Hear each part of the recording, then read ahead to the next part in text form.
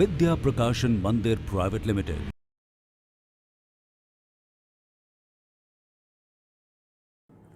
बच्चों, आपने सुना है, जिंदा दिली जिंदगी का नाम है, मुर्दा दिल क्या खाक जिया करते हैं।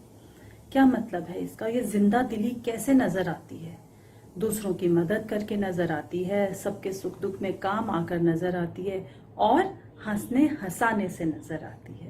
जिस व्यक्ति को हंसना नहीं आता, हंसाना नहीं आता, उसका जीवन खुद भी नीरस हो जाता है और वो दूसरों के संपर्क में जब आता है तो सबको नीरस बना देता है। बच्चों, हंसना हंसाना भी एक बहुत बड़ी कला है। आप जानते हैं कि जितने भी कवि सम्मेलन होते हैं, जब हास्य कवि सम्मेलन होता है तो सबसे ज्यादा महफिल वहीं सजती है। तो आज मैं चित्रा बंसल, आपकी हिंदी की अध्यापिका, आपको हिंदी की पुस्तक उल्लास का जो पाठ पढ़ाने जा रही हूँ, उसमें लेखक ने यही बताया है कि हंसना हंसाना कितना जरूरी है। और जो लोग ऐसी प्रवृत्ति रखते हैं, ऐसा व्यवहार रखते हैं, जो खुद भी खुश रहते हैं, दूसरों को भी खुश रखते हैं, तो लोग उनके करीब रहना चाहते हैं। तो हंसना हंसाना क्यों जरूरी है, क्या उसके लाभ होते हैं, चलिए पाठ को पढ़ते हैं और जानते हैं। पाठ का नाम है हंसते हंसते जीना। मेरे साथ साथ आप लोग बोल बोल कर पढ़ेंगे।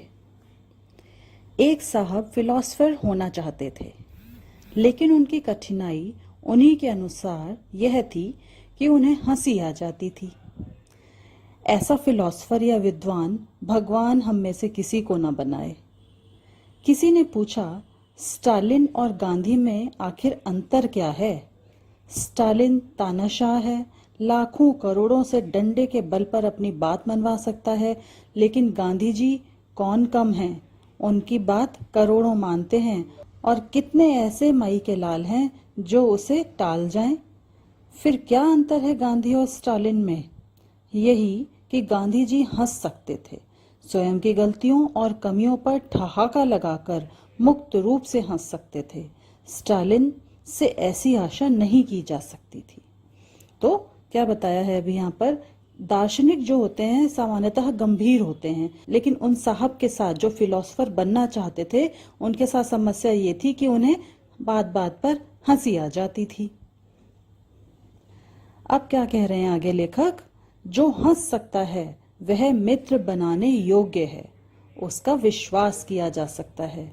जो हंस नहीं सकता वह दुखी तो है ही, खतरनाक भी है, क्योंकि शायद वह दूसरों को भी दुखी देखना चाहता है।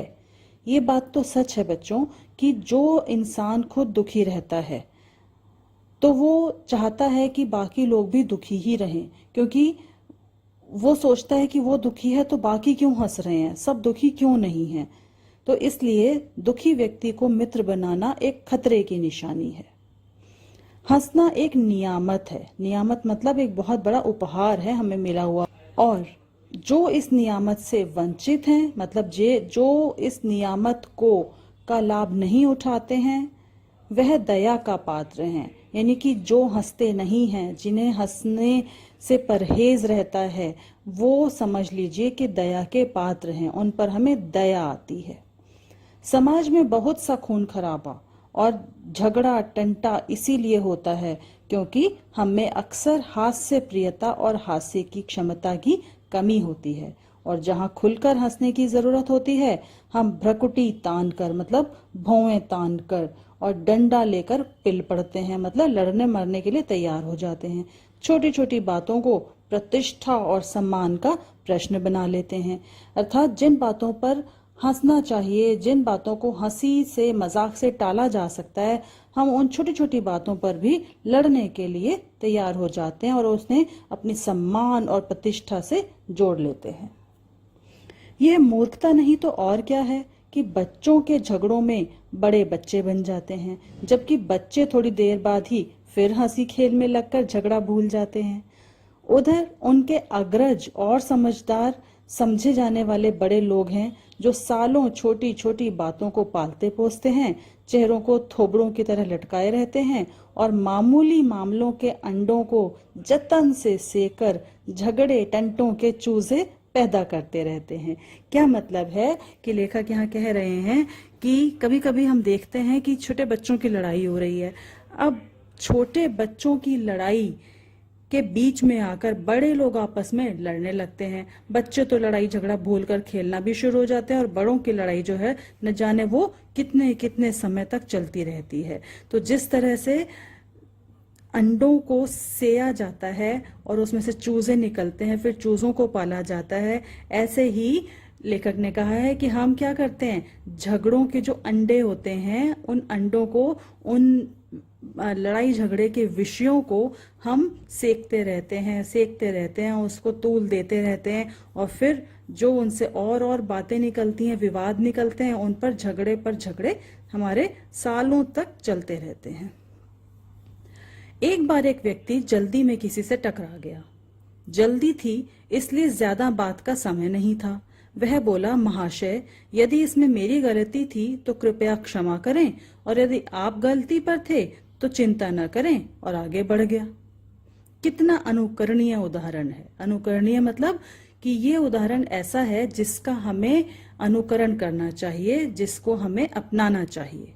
लेकिन खेद है कि हम में से बहुत कम इसको अपनाते हैं।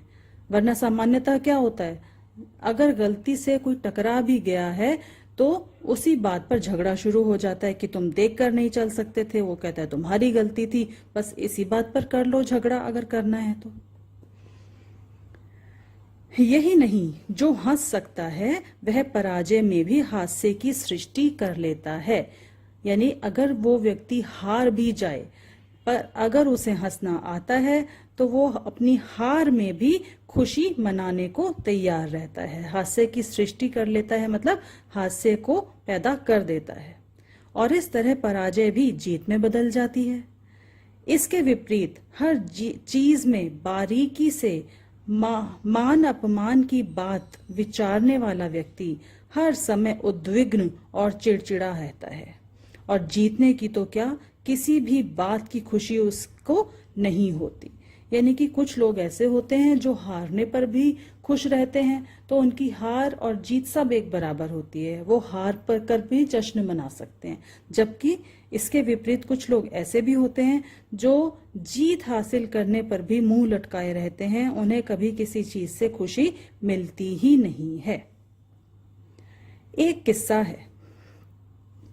शामत का मारा एक व्यापारी शहर के चुनाव में खड़ा हो गया। चुनाव का परिणाम निकला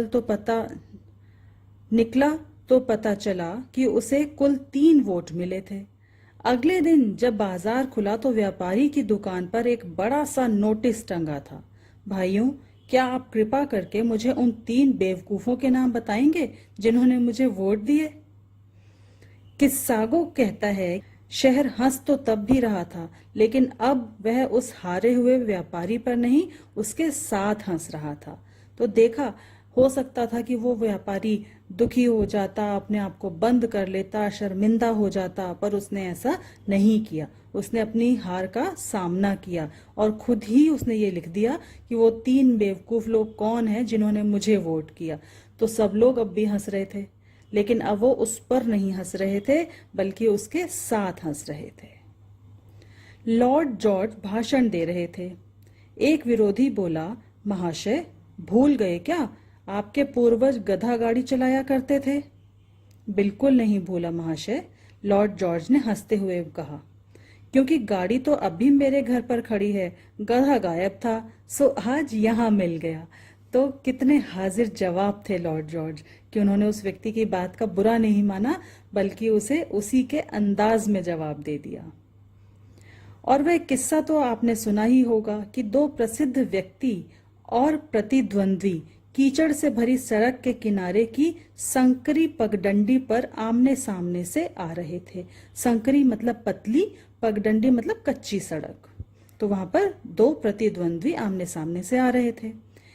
एक पास आकर गुर्राया, मैं दुर्जनों के लिए कभी मार्ग नहीं छोड़ता, लेकिन मैं छोड़ देता हूं, दूसरे ने कहा और मार्ग दे दिया। तो देखिए, छोटी सी बात थी और उसको कैसे एक ने माहौल खराब कर दिया और दूसरे ने कितना बढ़िया तरीके से उसका जवाब दे दिया। कहिए कौन जीता।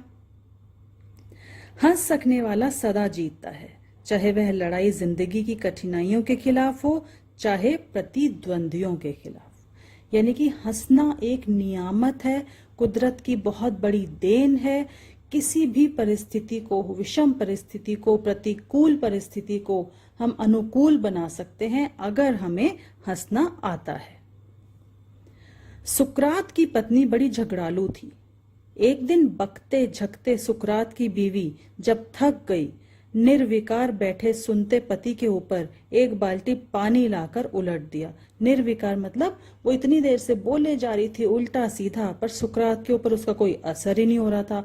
तो वो और झुंझला गई और उसने एक बाल्टी पानी लाकर उस पर डाल दिया। सुकरात बोले, ठीक है भाई, पहले बादल गरजे फिर पानी बरसा। तो उन्होंने इस पर भी गुस्सा नहीं किया। तो किस तरह से उन्होंने उस ऐसी परिस्थिति में जब किसी व्यक्ति को बहुत गुस्सा आ सकता था, उस पर भी उन्होंने हंसी का माहौल पैदा कर दिया। संत तुकाराम एक बार घूमकर लौटे तो हाथ में सिर्फ एक गन्ना था। क्रोध में उनकी बीवी ने गन्ना तड़ाक से पीठ पर दे मारा। गन्ना 2 टुकड़े हो गया। तो तुकाराम बोले, ठीक किया भाग्यवान, वैसे भी तेरे मेरे खाने के लिए मुझे इसके 2 टुकड़े करने पड़ते। तो देखिए, ऐसे ऐसे भी उदाहरण हैं कि लोगों ने ऐसे ऐसे समय में, ऐसी परिस्थितियों में जबकि उन्हें बहुत गुस्सा आ सकता था, किस तरह से परिस्थिति को संभाल लिया और हंसकर टाल दिया। आचार्य क्षितिज मोहन सेन एक बार देर रात घर लौटे तो पत्नी को क्रोध में भरा पाया। जब पत्नी ने खाना लाकर रखा तो आचार्य ने थाली उनके सिर पर रख दी। पत्नी भन्नाई, यह क्या करते हो? कुछ नहीं, खाना ठंडा है और तुम्हारा माथा गरम, खाना गरम कर रहा था, आचार्य ने उत्तर दिया। तो कितना मजेदार किस्सा है। कितने हाजिर जवाब लोग हुए हैं हमारे देश में। एक सज्जन किसी मामले पर पंडित नेहरू से उलझ रहे थे अपनी बात मनवाने के लिए। अंत में खींचकर बोले, पंडित जी, आप भूल रहे हैं कि हर मसले के 2 पहलू होते हैं। तो आप शायद इसीलिए गलत पहलू पर अड़े हुए हैं, नेहरू जी ने कहा और बात हंसी में समाप्त हो गई। मालवीय जी को एक नवाब से दान में जूता मिला। वे उसे काशी में नीलाम करने की को उद्यत हो गए, नीलामी करने लग गए। उसे उद्यत हो गए मतलब नीलामी करने के लिए चल पड़े, तैयार हो गए। तब नवाब साहब ने कई हजार देकर अपना जूता वापस लिया। यह है जीवन को हंसी खुशी से जीने का ढंग। कठिन परिस्थितियों, क्रोध में भरे और दुर्जन लोगों से भी हंसते मुस्कुराते निपटने की कला, हंसते मुस्कुराते निपटने की कला। तो देखिए, लेखक ने कितने सारे उदाहरण हमारे सामने पेश कर दिए जिनको हम सुन रहे हैं, और तब तो हमें लग रहा है कि कोई बड़ी बात नहीं है, पर जब हमारे साथ ऐसा होता है तब पता चलता है कि जहां गुस्सा आ सकता है उसकी जगह हंसना, हंसाना कितना मुश्किल है, पर बहुत अच्छी बात है। विचार करके देखें तो लगेगा कि अधिकतर पुरुष जिनसे संसार का कल्याण हुआ है, शुद्ध निर्विकार भाव से हंस सकने की क्षमता रखते थे। गांधी जी का जिक्र ऊपर आया है। लिंकन की हास्य प्रियता भी मशहूर है। एक बार वे अपने जूतों पर पॉलिश कर रहे थे। किसी ने आश्चर्य प्रकट किया, मिस्टर राष्ट्रपति, क्या आप अपने जूते साफ करते हैं? जी हाँ, मुस्कुराकर लिंकन बोले। और आप किन के जूते साफ करते हैं? तो ये देखिए, लिंकन ने कितना बढ़िया जवाब दिया। वो बिल्कुल बुरा नहीं माने, बल्कि उन्होंने दूसरे व्यक्ति को एहसास करा दिया कि वो कैसी बात कर रहा है। प्रेमचंद जिंदगी भर बीमार रहते हुए गरीबी और अभाव से जूझते रहे, लेकिन कैसी उन्मुक्त और निश्चल हंसी हंसता था वह कलम का सिपाही। उन्मुक्त और निश्चल मतलब जिसमें कोई छल नहीं, धोखा नहीं, बनावट नहीं, और उन्मुक्त मतलब आजाद, खुलकर। उन्होंने कितनी उपन्यास लिखे हैं, कितनी कहानियां लिखी हैं जो दुख और गरीबी से भरी हुई हैं, लेकिन जब वो हंसते थे तो कितने स्वतंत्र होकर खुले दिल से हंसते थे, जिसमें कोई छल, कोई बनावट नहीं थी। उनका मुस्कुराता हुआ चेहरा ही आप देखेंगे जब भी उनकी कहीं तस्वीर देखेंगे। जनार्दन राय नागर लिखते हैं कि किस प्रकार दिल्ली में एक कवि सम्मेलन से देर रात गए लौटते समय प्रेमचंद कवियों की भंगिमाओं और मुद्राओं को याद कर करके सड़क पर हंसी के मारे दोहरे हुए जा रहे थे। एक एक तुक्काड़ के नाज नखरे ले लेकर यह दुखी दुखी प्रेमचंद हंस रहा था जैसे सारा जीवन एक मस्त हास्य हो, आनंद की एक तरंग। हंस तो हम भी रहे थे, पर हमारे मन मानो सींकचों में बंद मुंह झलका रहे हों। मतलब लेखक कह रहे हैं कि प्रेमचंद जिस तरह से हंस रहे थे, वो हंस हंस के लोटपोट हो रहे थे, तो उनके साथ बैठे अन्य लोग भी हंस तो रहे थे, पर ऐसे जैसे उन्हें किसी ने पिंजरे में बंद किया हो, हल्का हल्का मंद मंद मुस्कुरा रहे थे। और इस साहित्य के होरी को तो देखो जैसे प्रतिपल एक नई हंसी हो। प्रेमचंद बड़ी देर तक हंसते रहे और हर पल ऐसा लग रहा था जैसे उनके चेहरे पर अलग ही हंसी के भाव नजर आ रहे हों। गांधी जी ने अहिंसा का मार्ग अपनाया तथा लेनिन ने लोहे और रक्त का, परंतु लेनिन के दिल में भी गरीबी और संत्रस्त लोगों के लिए उत्कट सहानुभूति थी और उन्होंने करोड़ों लोगों को सामंतवाद से मुक्ति दिलाई। और इन्हीं लेनिन के बारे में गोरकी लिखता है कि मैंने लेनिन जैसी संक्रामक हंसी किसी और की नहीं देखी। संक्रामक मतलब जो एक से दूसरे तक पहुंच जाए, जैसे रोग होते हैं जो एक से दूसरे को हो जाता है, ऐसे हंसी भी कोई ऐसे हंसता है कि उसको हंसते हुए देखकर दूसरों को भी हंसी आ जाती है, उसे बोलते हैं संक्रामक हंसी। अजीब बात थी कि इतना कठोर यथार्थवादी और शोषण से इतनी उत्कट घृणा करने वाला व्यक्ति बच्चों की तरह इतना हंसता था कि गला रोंदने लगता था, आंखों में आंसू आ जाते थे। और इसके बाद गोरकी लिखते हैं और बहुत ठीक लिखते हैं कि इस प्रकार हंस सकने के लिए बहुत स्वस्थ और शक्तिशाली मानस की जरूरत होती है।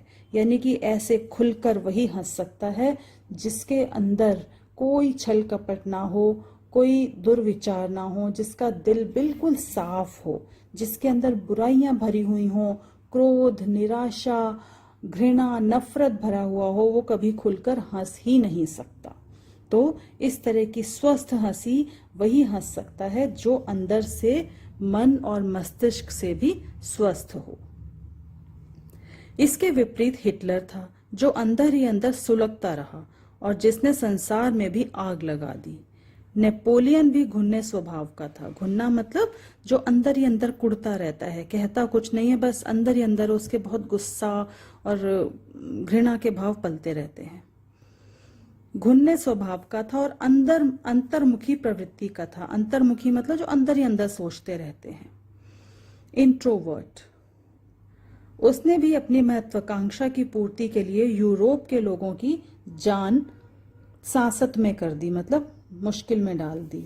यह तो कोई कह ही नहीं सकता कि हिटलर और नेपोलियन अद्भुत शक्तियों के स्वामी नहीं थे। एक विशेष अर्थ में वे निश्चय ही महान थे, लेकिन उन्होंने अपनी सामर्थ्य का उपयोग मनुष्य की भलाई के लिए नहीं किया। और शायद इसका कारण यह भी था कि वे जिंदा दिल कम थे। यानी कि व्यक्ति में सामर्थ्य होना एक बात होती है और उस सामर्थ्य का सही इस्तेमाल होना बिल्कुल दूसरी बात। तो लेखक वही कह रहे हैं कि नेपोलियन और हिटलर दोनों में बहुत सामर्थ्य था, लेकिन दोनों ने ही अपने शक्तियों का उपयोग जो है लोगों की भलाई के लिए नहीं किया। इसका मतलब यह है क्योंकि वे दोनों जिंदा दिल नहीं थे। इसलिए जिंदगी जिंदा दिली का नाम है। हंसिए और खूब हंसिए। शर्त सिर्फ 3 है। हंसी मुखौटा ना हो, मतलब दिखावटी ना हो। दुश्मनी के मुंह पर पड़ा झूठा नकाब ना हो। हंसी ऐसी ना हो कि दूसरा सुनकर रोए, साथ ना हंस सके। यानी सबको साथ लेकर हंसना है, किसी के ऊपर नहीं हंसना, किसी का मजाक नहीं उड़ाना कि दूसरे का तो दिल दुखता रहे और आप हंस रहे हैं। ऐसी हंसी नहीं होनी चाहिए। हंसी जिंदगी से पलायन असलियतों से दूर भागने का नाम ना हो। जिंदगी से पलायन मतलब कि अगर जिंदगी में परेशानियां आ रही हैं, कुछ तकलीफें आ रही हैं, तो उनसे बचकर नहीं भागना है, बल्कि उनका सामना हंसी हंसी करना है, खुशी खुशी हंसते हुए करना है। जिंदगी संग्राम तो है ही, लेकिन उसे हम धर्म युद्ध बनाएं, गाली गलौज वाला सस्ता फसाद नहीं। और इस धर्म युद्ध को हम हंसते हंसते लड़ें, मुंह लटका कर नहीं, मनहूसियत के साथ नहीं। यानी कि लेखक इस बात से इनकार नहीं कर रहे हैं कि जिंदगी में कठिनाइयां आती हैं, तकलीफें आती हैं, किंतु वो ये कह रहे हैं कि किसी भी परिस्थिति का सामना हंसते हंसते किया जा सकता है। जरूरी नहीं है कि अंदर से परेशान है तो मुंह लटका कर घूमें। अगर हम हंसते मुस्कुराते रहेंगे तो मुश्किल समय, कठिन परिस्थितियां आसानी से और जल्दी बीत जाएंगी। हंसने वालों के साथ सब हंसते हैं, पर रोने वालों के साथ कोई रोता नहीं है। इसलिए हंसते रहिए, हंसाते रहिए और खुश रहिए। तो देखा बच्चों आपने कि लेखक ने कितने उदाहरण दिए कि जो लोग हंसना नहीं जानते थे, उन्होंने अपना भी और औरों का जीवन भी कैसा बना दिया। तो हंसना बहुत महत्वपूर्ण है, पर ध्यान रखिए सबके साथ हंसना है, दूसरों के साथ हंसना है, दूसरों के ऊपर नहीं हंसना, किसी की कमी पर नहीं हंसना, किसी की कमजोरी पर नहीं हंसना, बल्कि ऐसी हंसी को अपनाना है जो वातावरण को खुशनुमा बनाए। किसी का दिल दुखाकर हंसना वो हंसना नहीं कहलाता, फिर वो एक विकार हो जाता है। जबकि जो शुद्ध हंसी होती है, पवित्र हंसी होती है, वो हमारे निर्विकार होने का परिचय देती है। तो साफ दिल से खुश रहिए, दूसरों को भी खुश रखिए और अपने कामों को भी बड़ी गंभीरता से लीजिए। हंसने हंसाने का ये मतलब नहीं है कि अपने कर्तव्य को भूल जाएं और हंसते हंसाते ही यूं ही अपना जीवन बर्बाद कर दें। खूब काम करिए, मेहनत करिए और साथ साथ अंदर से भी खुश रहिए और अपनी खुशी को बाहर भी फैलाइए। विद्या प्रकाशन मंदिर प्राइवेट लिमिटेड।